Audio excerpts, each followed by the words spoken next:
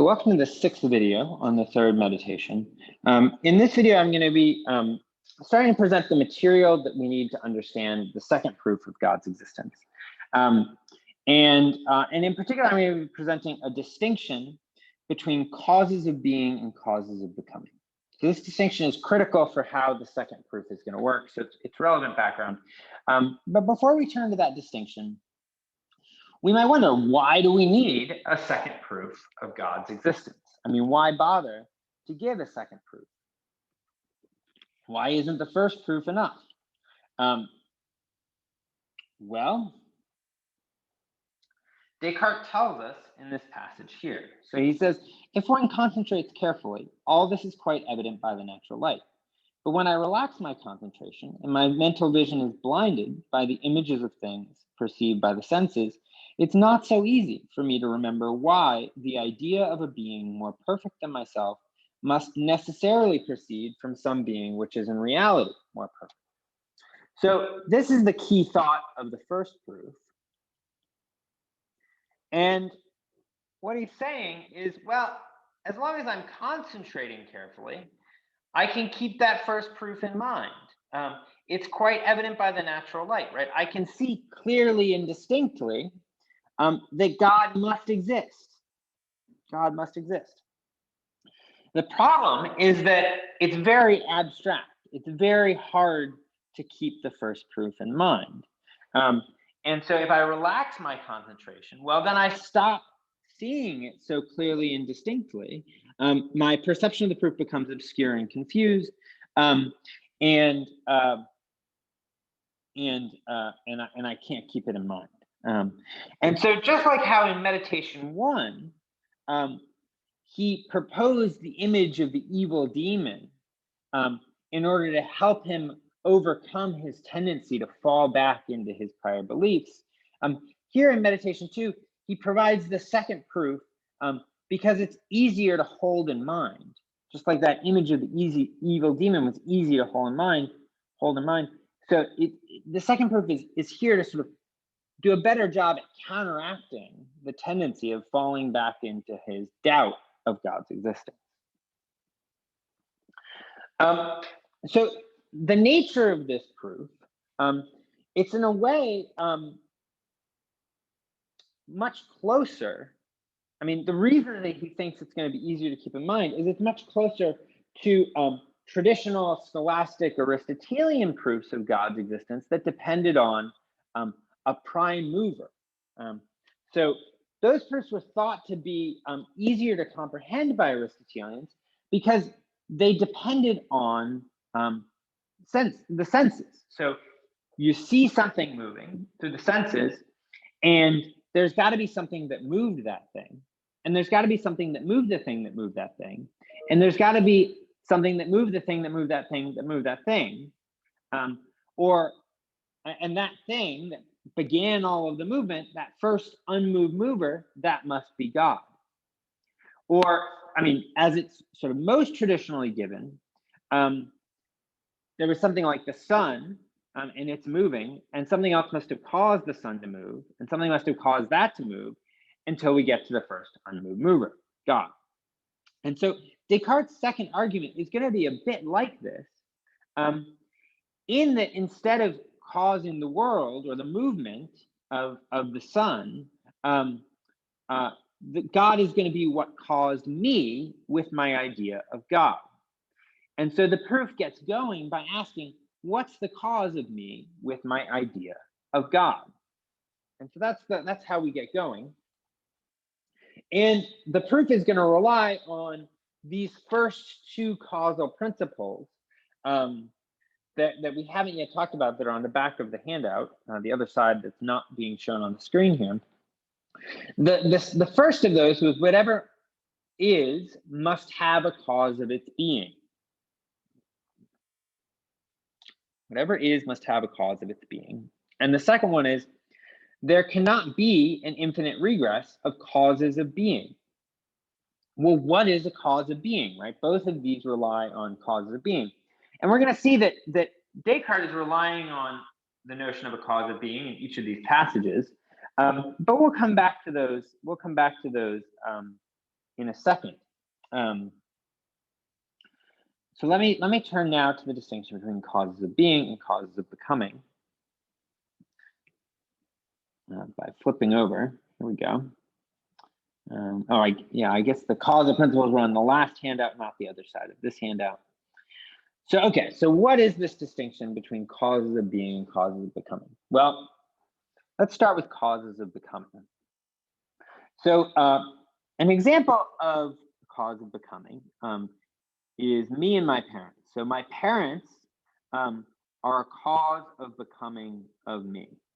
So there's my mom, there's my dad, and they are each causes of becoming of me. And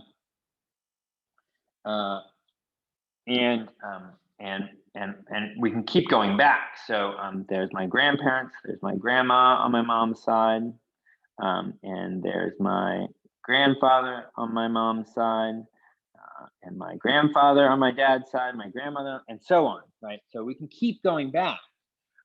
Or here's another example. So we've got a house, and the cause of becoming of the house is going to be the builders.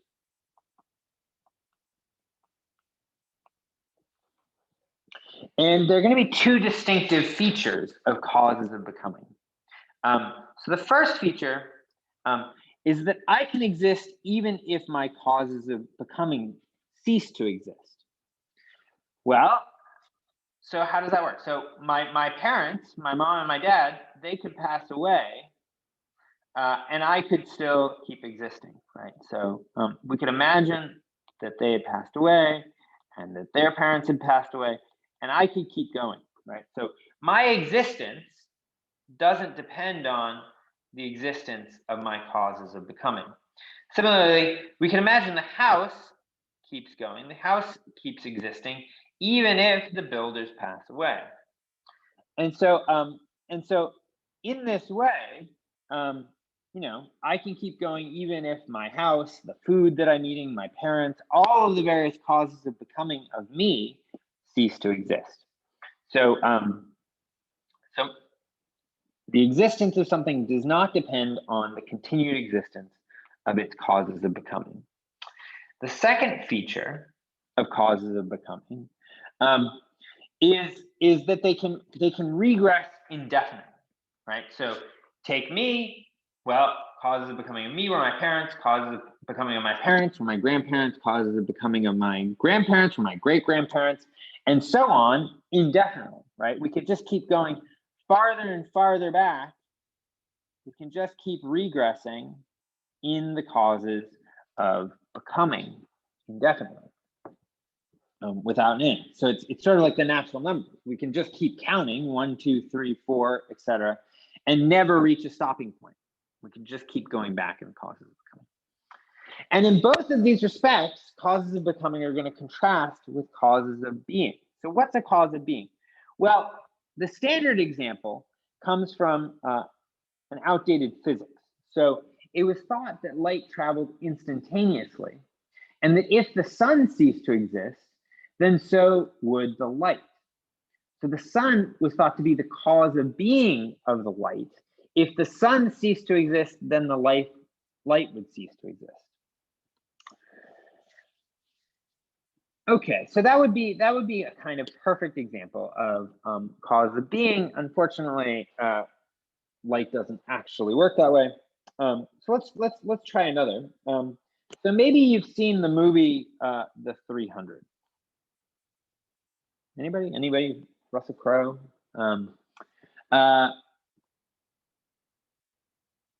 Anyway, The 300 is about the Battle of Thermopylae in the Persian Wars, and in the battle, the king of Sparta, Leonidas, leads 300 soldiers into the pass of Thermopylae, and manages to hold back the entirety of the Persian army. So thousands and thousands and thousands of soldiers by defending this one pass with 300 soldiers. And and all of the Spartans are killed. They're all killed, all 300, but they save Greece. So if they hadn't fought this battle, then Greece would have been overrun by the Persians. But they succeed in turning back the Persians, and so we can imagine Leonidas saying, "I am Sparta. I am Sparta."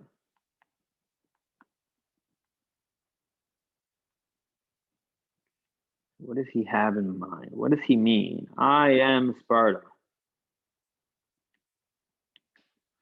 That's what Leonidas says. Well, what he's saying, right, is that Sparta is the cause of his being, right? He's saying Sparta is the cause of my being. If Sparta ceases to exist, then Leonidas ceases to exist. He dies, right? No Sparta, no Sparta, no Leonidas, right? And so, I mean, when you think about this, is when Leonidas lives, every moment of his being is guided by Sparta. Sparta is the standard of his life. Everything he does is measured by its worth to Sparta, by the degree to which he lives up to the ideals of the Spartans, right? Sparta is his cause, it's his standard, it's what he lives for. It is the cause of his being. It makes him what he is, and it keeps him what he is. And so if Sparta ceased to exist, then Leonidas would cease to exist. And so for this reason, Sparta causes his being immediately.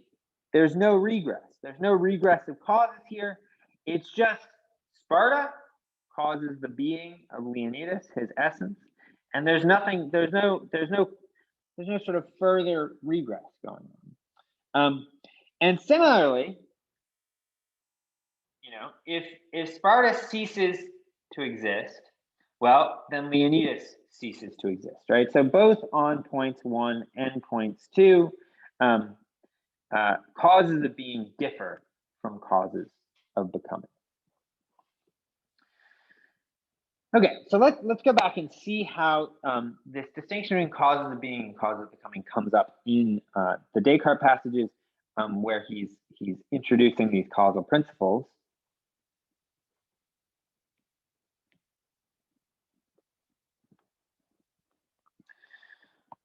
So here's one. So he says on causal principle 1. So remember, causal principle 1 was whatever is must have a cause of its being. Why? Well, or how can we see that Descartes holds this to be true? Well, he says, for a lifespan can be divided into countless parts, each completely independent of the others, so that it does not follow from the fact that I existed a little while ago that I must exist now, unless there's some cause, which, as it were, creates me afresh at every moment, which preserves me, right? Which is a cause of my being, or which keeps me in existence, right? So it's a cause that keeps me in existence. For it's quite clear to anyone who attentively considers the nature of time that the same power and action are needed to preserve or be a cause of being, to preserve anything at each individual moment of its duration, as would be required to create that thing anew if it were not yet in existence. So the thought is, well, look, I'm a dependent being. I'm a finite being, and so finite beings, dependent beings, they depend on something to be in existence. So they need to have a cause of their existence, and what we're going to find out is that the cause of being, or the cause of existence of me with my idea of God, we'll eventually find out, is God, right? Here I am. And so we're going to see that God is the cause of being of me with my idea of God.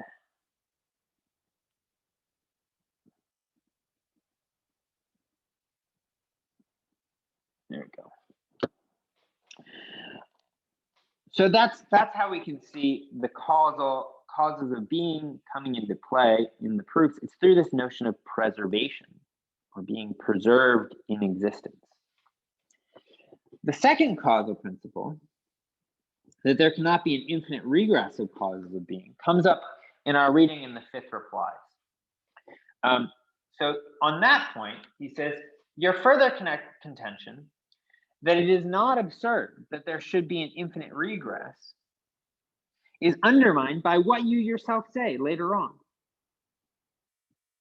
For you admit that an infinite regress is absurd in the case of causes which are so linked that a cause which is lower in the chain cannot act without one that is higher, i.e., cannot act without the concurrence, the cause of being of the one which is higher, right? So I can act independently of my parents, right? My existence is self-standing and independent of my parents, but it's not self-standing and independent of the causes of my being, because those causes of being preserve me and keep me in existence.